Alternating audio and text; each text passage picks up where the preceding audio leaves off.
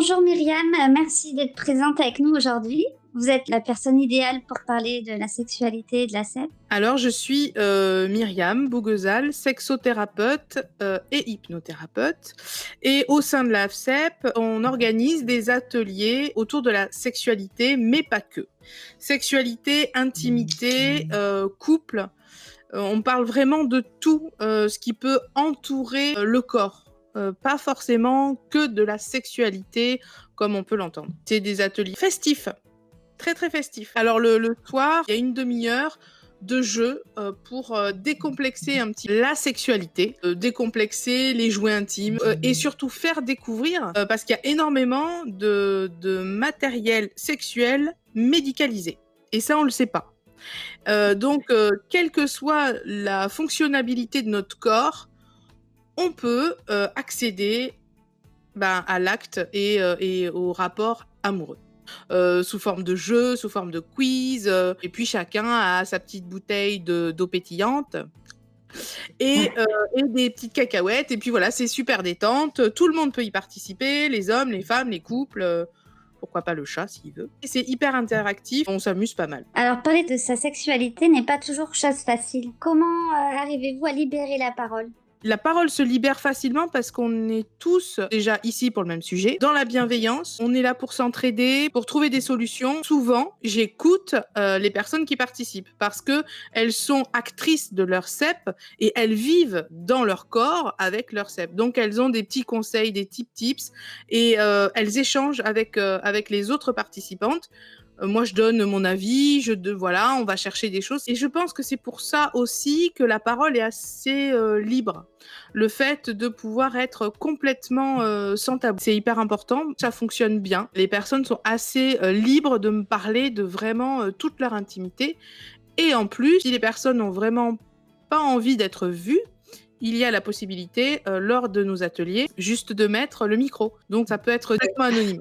Quel est le trouble ou les troubles les plus fréquents que vous rencontrez ? Les troubles les plus fréquents, ça va être une vessie hyperactive ou hyper lâche, un périnée pas musclé, des sphincters lâches, dû donc à tout ce qui est système nerveux.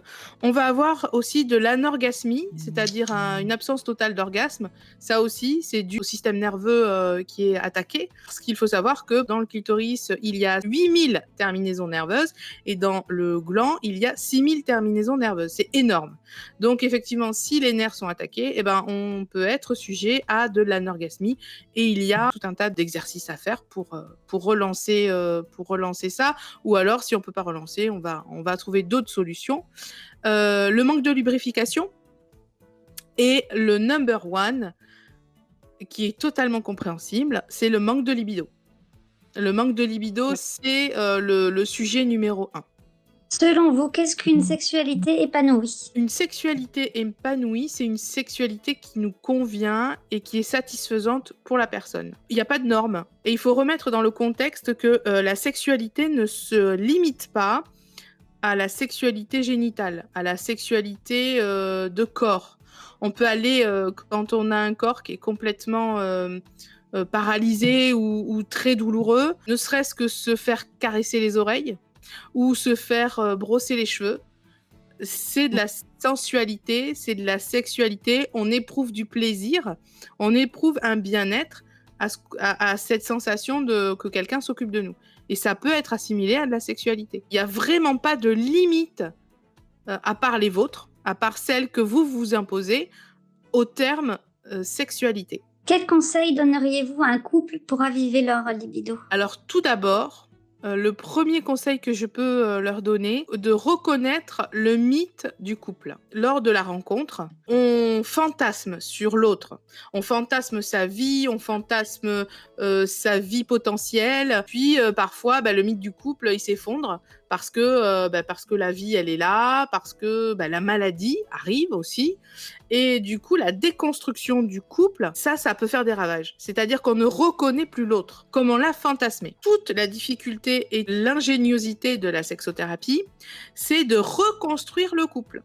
on va recréer un mythe du couple, on va recréer des points communs, on va recréer des fantasmes, on va donner des idées. Et là, à partir de là, l'envie, le désir, la libido va pouvoir retourner vers la sexualité. Parce que la libido, tout le monde en a, c'est l'énergie de vie. Tout le monde en a. C'est l'aller vers. Qu'est-ce que je vais pouvoir reconstruire pour qu'on redémarre une nouvelle vie de couple? Voilà, c'est changer de couple sans changer de couple. Et quel conseil donneriez-vous à un ou une célibataire pour retrouver la confiance lors d'une rencontre?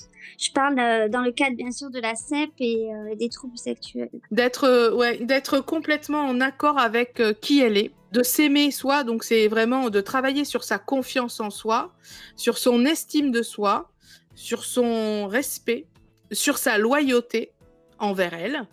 Et une fois qu'on a bien consolidé ces bases-là, en même temps, j'ai envie de dire d'avoir une maladie chronique, notamment comme la CEP, quand on fait des rencontres, ça écrème. Hein. Ça écrème, si on le dit de suite, on perd moins de temps. C'est très difficile à dire, mais c'est la réalité. On perd moins de temps, et puis ceux qui restent, c'est les meilleurs. Dans mes participantes, j'ai une dame, elle était sur les réseaux sociaux, elle disait à chaque fois, moi j'ai la CEP, voilà, mais en aucun cas ça veut dire j'ai la CEP, tu vas me servir d'infirmier ou d'infirmière, pas du tout. C'est je t'informe que j'ai un corps qui fonctionne un peu différemment des autres, qu'il faut en prendre un peu plus soin, mais c'est tout, rien de plus. Et surtout rassurer l'autre, rassurer le potentiel prétendant ou prétendante, que on est totalement OK avec notre maladie et qu'on gère notre maladie. En aucun cas, ça va être une canne. C'est juste pour sublimer nos journées, sublimer nos nuits, mais en aucun cas être un support et une canne. Ça, c'est hyper important. Donc vous êtes d'accord sur le fait que la CEP et la sexualité sont compatibles à 100%? En fait, c'est la base. Mon mentor, Alain Héril, a écrit un livre qui s'appelle « L'orgasme thérapeutique ». Il y a énormément de personnes qui lui ont répondu dans quel cas elles utilisaient leur orgasme. Alors, il y en a, dès qu'elles avaient une migraine, elles se donnaient un orgasme et ça faisait tomber la migraine, voire ça la faisait disparaître. Le diabète, tout un tas de choses, la dépression et la sclérose en plaques. Il y a un témoignage d'une dame qui a la sclérose en plaques et qui, quand elle sent potentiellement une poussée, potentiellement un moment de mal-être, demande à son partenaire ou quand il n'est pas là, à toute seule, s'offre un orgasme qui va diminuer le temps de douleur et qui va espacer justement ces temps de douleur. C'est vraiment, l'orgasme est un médicament. En plus, c'est gratuit, on se le donne. Quand on a la possibilité d'orgasmer, bien sûr, c'est le médicament par excellence pour se sentir bien dans son corps et pouvoir vivre avec cette maladie plus confortablement. Parce que c'est une vague, c'est un déferlement d'hormones, de bonheur, de joie, d'attachement, de relâchement. Ça protège le cœur, ça protège le cerveau. C'est vraiment, c'est extraordinaire l'orgasme. Donc c'est indispensable en fait. Si on a la chance de pouvoir orgasmer, orgasmez-vous. Merci beaucoup Myriam sur ce dernier mot. On vous retrouve du coup tous les samedis, c'est ça? Tous les samedis, 14h c'est le groupe des dames, 16h c'est le groupe hommes, et ensuite il y a un groupe couple qui dure 1 heure, et la petite demi-heure de 19 à 19h30, l'apéro sexo. Voilà. Toi, ouvert à tous, possibilité ou non de montrer son visage, on peut rester de manière anonyme. Donc ça peut rester super anonyme et quand même participer au maximum aux ateliers. D'accord. Merci beaucoup Myriam, je vous souhaite une bonne journée. Merci, bonne journée Mieline. Bonne journée. Au revoir.